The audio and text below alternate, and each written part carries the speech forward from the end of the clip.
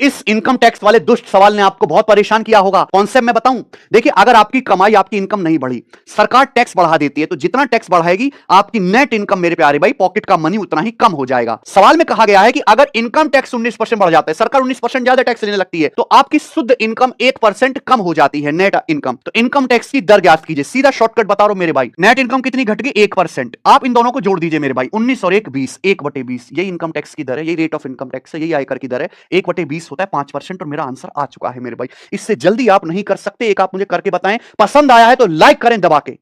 जब पेपर में सवाल आएगा और आप नहीं कर पाओगे तो याद करोगे काश में वो रील देख लेता तो कर पाता। अगर कभी भी डिस्काउंट परसेंटेज या प्रॉफिट परसेंटेज दिया है, क्रिया मूल्य से अंकित मूल्य का रेशियो निकाल सकते हैं 100 - d अपॉन 100 + p। एक दुकानदार ने टीवी सेट पर 8% की डिस्काउंट दी और 19.6% का लाभ हुआ, तो टीवी सेट के सीपी से एमपी का रेशियो क्या आएगा? 100 - d, 100 - 8 92 अपॉन 100 + p। 100 + 19.6 119.6, डेसिमल हटा के जीरो बढ़ जाएगा मेरे दोस्तों। किससे आएगा? 23 से। 23 चौका 92, 23 चौका 92 और 23 पंजे 115, 23 दूनी 46 मेरे प्यारे भाई। 4 से और कट जाएगा 10 और ये जाएगा 4 से 13 बार, 10:13। एक्चुअली में जो सवाल है वो ये है कि अगर कोई छूट नहीं दी गई होती तो लाभ परसेंट क्या होता? अगर कोई छूट नहीं दी गई होती तो सीपी कितना है? 10। तो 10 रुपए का सामान मार्क प्राइस पे बिकता 13 में, 10 का सामान सीधा 13 में बिकता, तो 3 रुपए का फायदा होता 10 रुपए के सामान पर, यानी कि 30% का फायदा होता। सिंपल सवाल है, एक आप कर लो।